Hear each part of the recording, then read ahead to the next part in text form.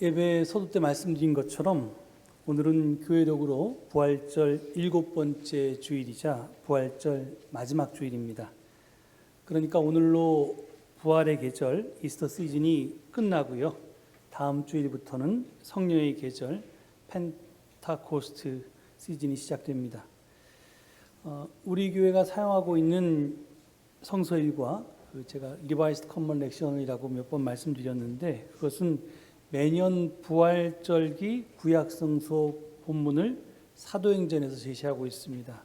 그래서 부활절기가 오늘로 끝나니까 사도행전 증언도 오늘로 마치게 됩니다. 더구나 6월부터 제 안식년이 시작되니까 오늘은 사도행전의 마지막 증언일 뿐 아니라 안식년 전 제 마지막 증언이기도 합니다. 지난 주일과 이번 주일 본문의 배경은 빌립보입니다.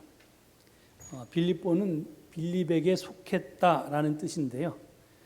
빌립은 알렉산더 대왕의 아버지인 마케도니아의 왕 빌립 2세를 가리킵니다. 그가 주전 360년경에 마케도니아의 동쪽 끝에 도시를 건설하고 자신의 이름을 따서 빌립보라 칭했습니다. 그런데 이 마케도니아가 물론 나중에 그의 아들 알렉산더 대왕에 의해서 세계를 다 제패하는 지금 아마 인류의 역사상 가장 넓은 제국을 건설하는 그런 놀라운 업적을 이루었었지만 그 나라가 그렇게 오래 가진 않았습니다. 그래서 주전 168년에 마케도니아가 멸망하게 되자 빌립보는 그 다음 차세대 강대국으로 부상한 로마 공화국에 병합되었습니다. 한데 이 주전 42년에 이 빌립보에서 로마군 간의 큰 전투가 있었습니다. 시저를 암살한 브루투스와 카시우스의 로마군이 한 편이었고요. 그리고 시저 편에 섰던 그 옥타비아누스와 안토니우스의 로마군이 다른 편이었습니다. 그러니까 그 당시에 이제 로마가 공화국 시대였는데 이 공화국의 그 공화국을 유지했는데 필요했던 로마의 그 유명한 군단이 서로 이제 내전을 벌인 겁니다. 그 내전에서 이 옥타비아누스와 안토니우스의 군대가 승리했고요. 그리고 여러분 잘 아시는 것처럼 이 옥타비아누스와 안토니우스는 또 이렇게 권력을 나눠 갖지 못하고 또 싸워서 처음에는 이제 그 둘이서 동서를 나누어서 통치하다가 주전 31년에 그리스의 악티움에서 해전을 벌여서 옥타비아누스가 그 안토니우스와 클레오파트라의 연합군을 물리쳐서 권력을 독점하게 됩니다. 그리고 마침내 주전 27년에 로마 제국을 창건하고, 그러니까 로마 공화국은 무너졌고요. 물론 시저 시대부터 다시는 이제 공화국이 제국화되어 갔는데, 하여튼 공식적인 제국은 이 옥타비아누스가 황제가 되면서 아우구스투스로 이렇게 등극하게 되면서 이제 제국이 세워졌고요. 그래서 로마 제국이 창건되고 초대 황제로 즉위했습니다. 황제 즉위 후에 이 아우구스투스라고 이렇게 불리었던 이 옥타비아누스는 사실은 황제 즉위 전에 주전 30년경에 앞서 빌립보에서 자기 편이 거둔 승리를 기념하기 위해서 빌립보를, 그러니까 이렇게 장화처럼 생긴 게 이탈리아 반도잖아요. 그게 로마는 거기서 출발했고요. 그 옆에 이제 우리가 잘 아는 아테네가 있는 그리스 반도가 있는데, 이 그리스 반도에 있는 이 그리스 반도의 위쪽이니까 그게 이제 마케도니아 지역인데, 그 마케도니아에 있는 이 빌립보를 이탈리아에 있지 않음에도 불구하고 이탈리아에 있는 도시처럼 자치권과 면세권과 사유권을 이렇게 부여하는 로마의 자치시로 승격시켰습니다. 그래서 빌립보는 주로 로마의 시민권자들이 사는 그런 도시가 되었는데요. 주로 군대에서 오랫동안 복무하게 되면 외국인도 로마군에 복무하면 제대할 때 시민권을 줬습니다. 그래서 그 사람들이 이제 이 빌립보 같은 도시에 가서 살게 된 겁니다. 그래서 이 제대한 군인들의 정착지가 되었습니다. 그 때문에 사도행전 16장 12절을 보면요, 이 도시를 일컬어서 마케도니아 지방에서 으뜸 가는 도시요 로마의 식민지였다라고 말하고 있습니다. 그러니까 로마는 자기의 본토 이외에 전쟁을 통해서 또는 뭐 스스로 항복해 들어와서 자기에게 이렇게 식민지가 된 지방들을 여러 지방들을 이렇게 행정구역을 나누고 그 구역마다 수도를 세웠는데요. 그러니까 이건 이제 마케도니아 지방 그 식민지의 수도가 바로 그 빌립보였다는 말입니다. 으뜸 가는 도시란 말은 수도였다는 뜻입니다.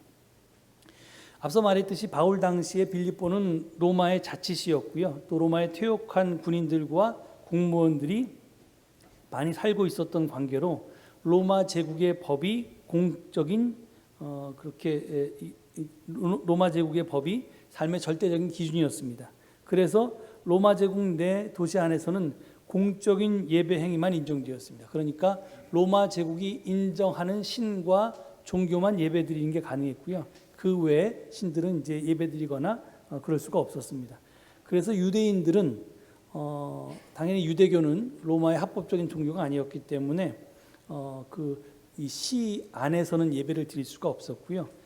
이 사회생활의 중심권으로부터 멀리 떨어져 있는 도시 외곽에 있었습니다. 그래서 유대인들의 집회 장소가 이들은 이제 안식일이 되면 빌립보의 유대인들은 빌립보 외곽을 흐르는 지각티스 강가에 모여서 예배를 드렸습니다. 사도행전 16장 13절을 보면요, 그 지각티스 강가에서 드렸던 유대교 예배에 참석한 사람들이 주로 부인들이었다고 합니다. 바울은 바로 이 안식일 예배에 참석해서 설교를 했던 것 같습니다. 그 청중 가운데 고향 두아디라에서 고급 자색 옷감을 수입해서 빌립보 일대에 팔던 루디아라는 부인도 있었습니다. 루디아는 하나님을 공경하는 사람이었다고 합니다. 누가행전에는 이 하나님을 공경하는 사람을 다른 표현으로 하나님을 예배하는 사람, God worshiper, 그 다음에 하나님을 두려워하는 사람, God fearer, 그 다음에 하나님을 사랑하는 사람, God lover, 이런 식으로 이제 부르기도 하는데 이게 다 같은 종류의 사람들입니다. 이들은 외국인으로서 유대교로 개종하지는 않았지만 정기적으로 회당 예배에 출석했던 이방인들을 가리킵니다. 그러니까 유대교가 가지고 있는 율법이 굉장히 뛰어나서 인간의 도덕적으로 굉장히 훌륭한 그런 법이기 때문에 나는 그걸 지키며 살겠다, 이런 사람들이고요. 특히 이제 유대인들이 지금도 유대교의 이 교육법이 유명하지 않습니까? 그래서 자녀 교육을 위해서 또 유대교도들의 그 가족 관계를 위해서 이제 유대교 회당 예배에 참석하면서 그들의 이 교육 방식이라든지 가족 운영 방식 같은 것을 따라서 살던 사람들입니다. 하여튼 그들은 그렇지만 이제 유대교로 개종하지는 않았습니다. 그냥 유대교의, 그러니까 친유대교파라고 할 수 있는 사람들이죠. 이제 그들 가운데 이제 루디아도 있었는데, 루디아는 그 바울의 설교를 듣고 가족과 함께 지각티스 강에서 세례를 받고 바울 일행을 자기 집으로 모시게 됩니다. 이로써 루디아는 유럽 최초의 그리스도인, 정확하게 말하면 그 당시에는 이제 그리스도교가 공식적으로 존재하지 않았을 때니까요.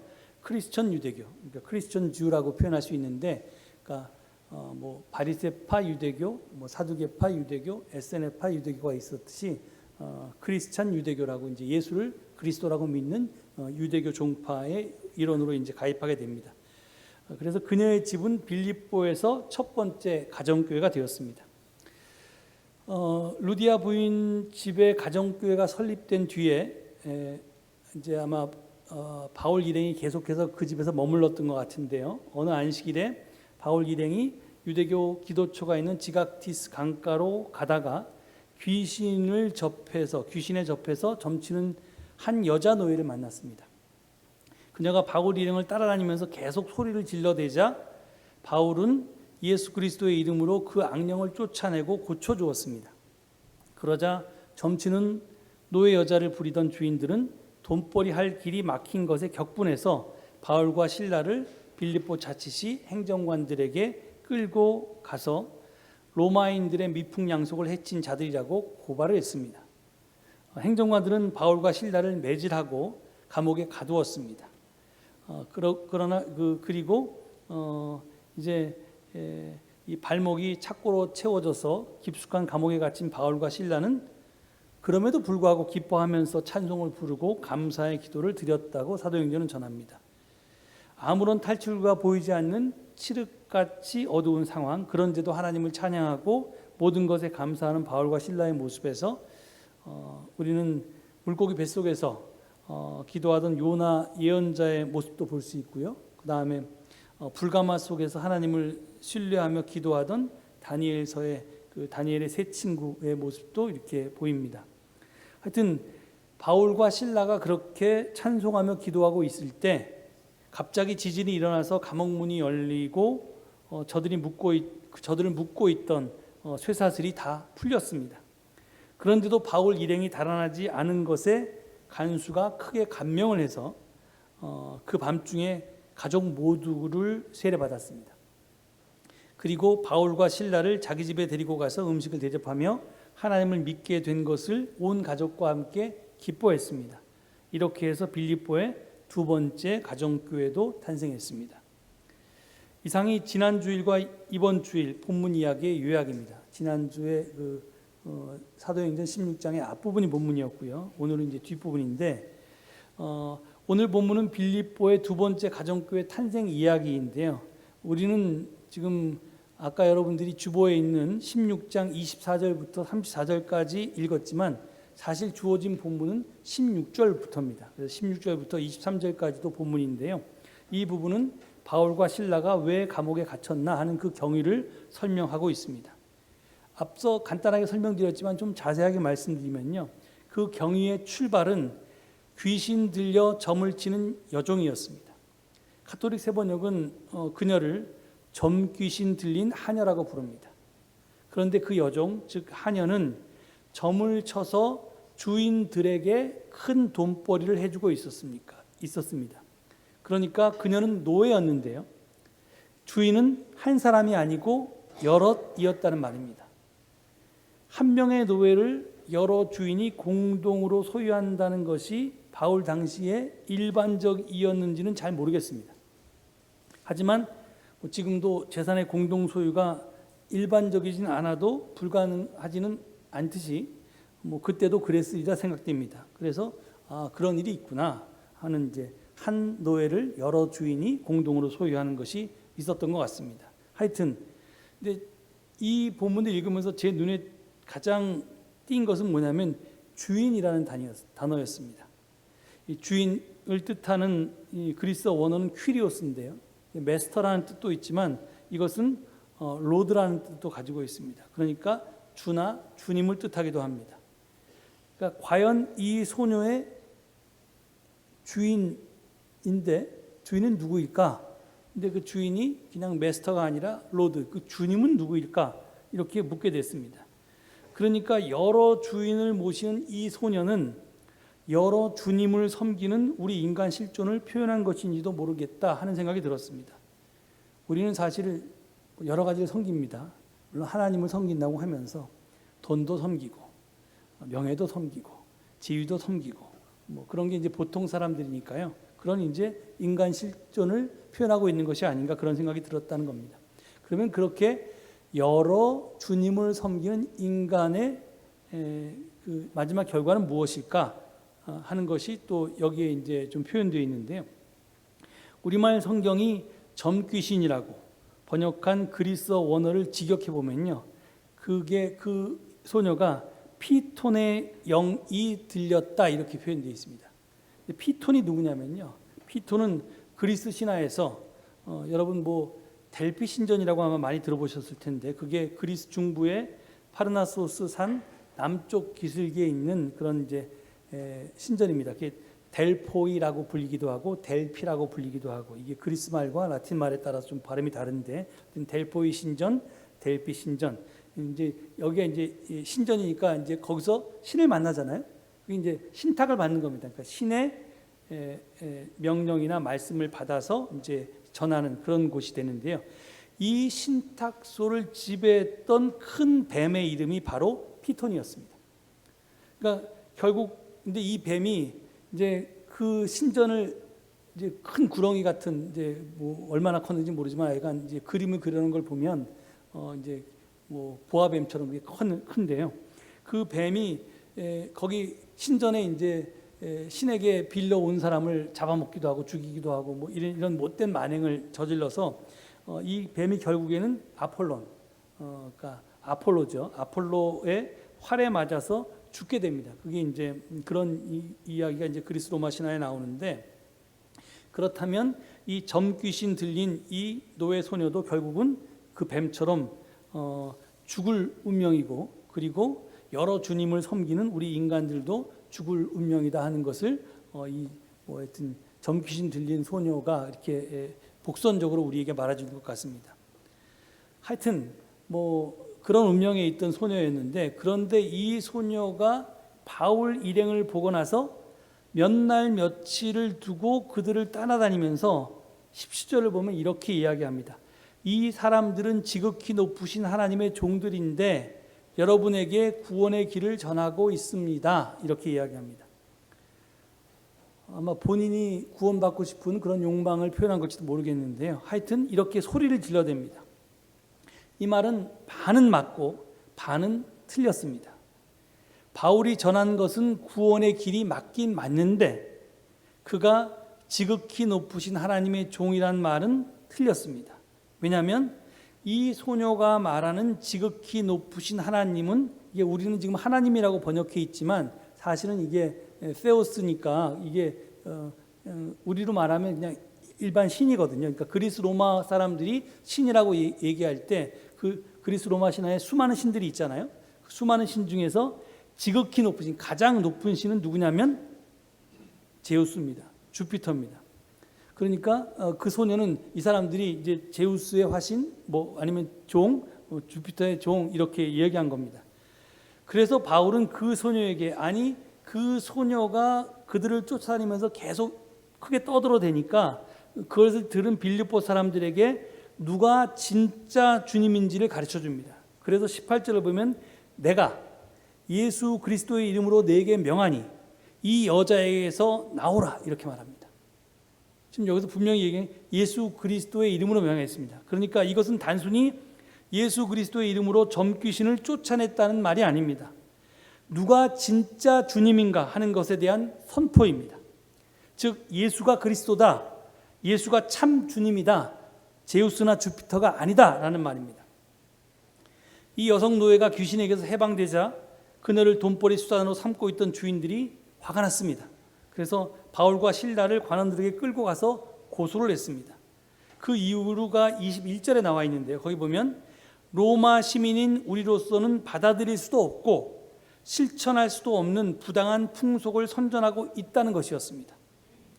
도대체 무엇이 부당한 풍속일까요? 지금 이 이야기에서 바울이 행한 것은 점귀신을 쫓아낸 것뿐입니다. 그런데 이제 우리말 성경은 이게 부당한 풍속이라고 이렇게 번역해 놓았는데 이 단어를 영어로 보면요, unlawful customs라고 되어 있습니다. 그러니까 커스텀이 아니라 customs입니다. 그러니까 s가 붙었습니다. 그러니까 부당한 풍속은 단수가 아니라 복수라는 말입니다. 그러니까 이유가 하나가 아니라 둘 이상이라는 뜻입니다. 먼저 노예를 더는 노예로 부리지 못하게 만든 바울의 행위가 당시 풍속으로 받아들일 수 없는 것이었을 것입니다. 그러니까 노예를 해방한 게 이제 그게 불법이라는 얘기죠. 하지만 더 큰 불법이 있었는데요. 그 더 큰 불법은 뭐냐면 예수가 주님이다, Jesus is the Lord라고 선포했던 것이었을 것입니다. 당시의 로마 제국에서 주님은, 그러니까 여기 보면 the Lord는 정관사를 쓰기 때문에 유일한 주님인데요. 이 유일한 주님은 오직 황제에게만 돌려졌던 호칭이기 때문에 그렇습니다. 우리가 누가행전을 읽을 때는 굉장히 주의해야 되는데요. 누가행전은 기독교의 미래를 로마 기독교, 로만 크리스찬이티라고 그렇게 전망하고 있습니다. 이게 이제 성경에서 유일하게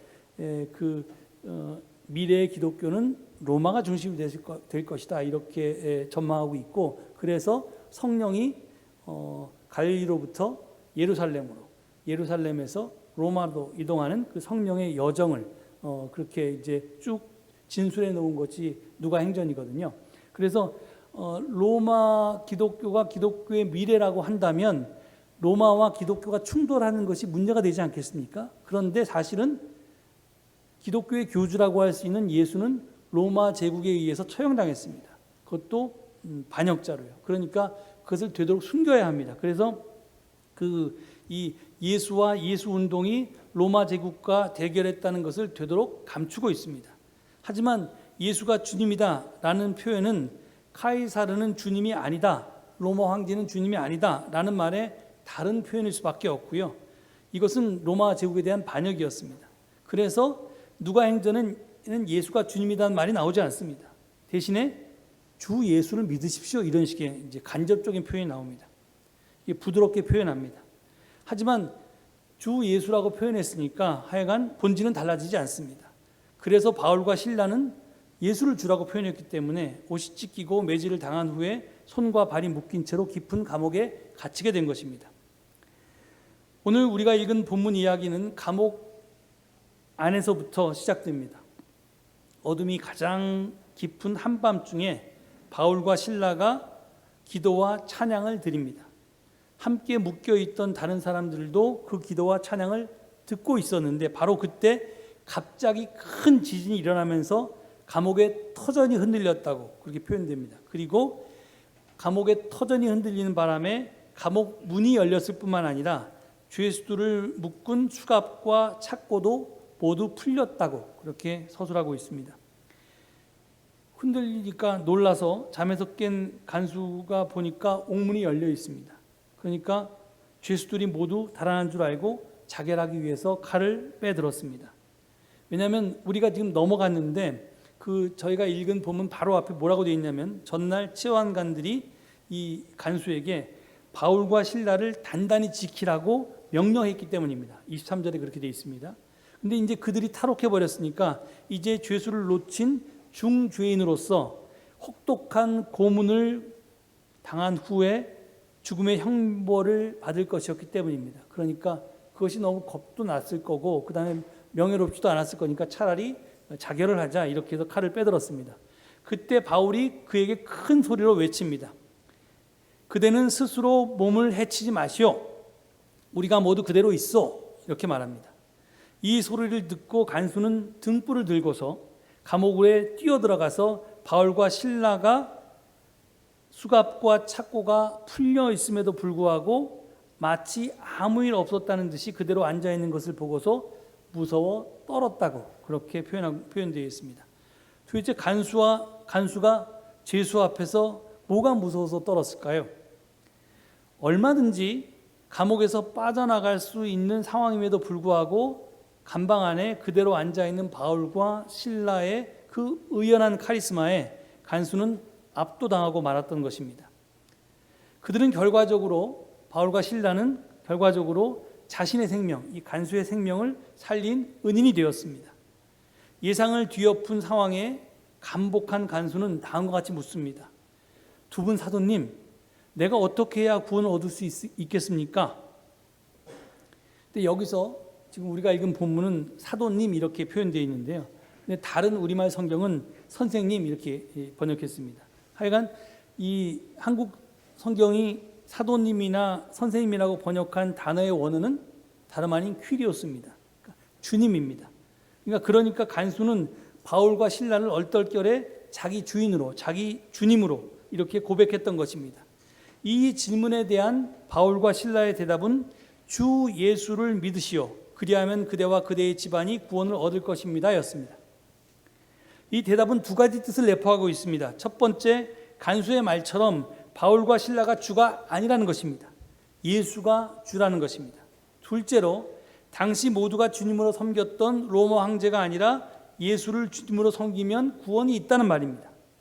그 구원은 간수뿐만이 아니라 간수의 집안 전체 그리고 가정교회 구성원 전체가 누리게 될 것이라는 것입니다. 실제로 빌립보에서 시작된 예수 공동체는 그랬습니다. 예수를 주님으로 휘리오스로 믿는다는 것은 당시의 세계와는 다른 방식의 삶을 사는 것을 뜻했습니다.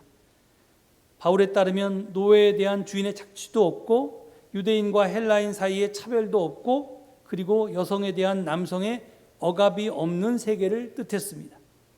그것은 예수를 믿는 사람들이 그리스도 안에서 하나가 되는, 이게 속죄라고 그랬죠. 어텀먼트를 이제 at one month하고 나눠서 얘기하면 하나가 되는 건데 속죄의 의미가 그런 겁니다.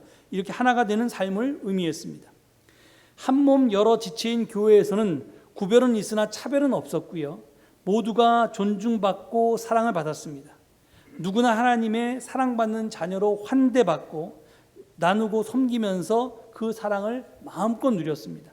하나님 나라를 교회 안에서 미리 체험했던 것입니다. 그래서 교회는요, 세상과 다른 이런 하나님 나라의 질서를 세상에 확산하는 역할을 감당하기 위해서 부름받은 공동체입니다. 그래서 교회를 에클레시아라고 부릅니다. 에클레시아라는 말은 원래 그리스 시대에는 민회라는 뜻이었습니다. 그러니까 이게 시민의 모임, 회의라는 말이죠. 민회. 그런데 잘 아시는 것처럼 그리스의 시민은 자유인만 시민이 될 수 있었거든요. 노예도 당연히 시민이 아니었고요. 이방인도 당연히 시민권이 없으니까 시민이 아니었고 여자들도 사람 취급을 못 받았으니까 시민이 아니었습니다. 그런데 지금 그 민회라는 이름을 그대로 가져다 쓴 교회는 이제 시민들의 모임인데 하나님 나라 백성들의 모임인데 거기서는 남자나 여자나 종이나 주인이나 그 다음에 이방인이나 유대인이나 차이가 없이 누구나 다 똑같은 권리를 가졌다는 겁니다.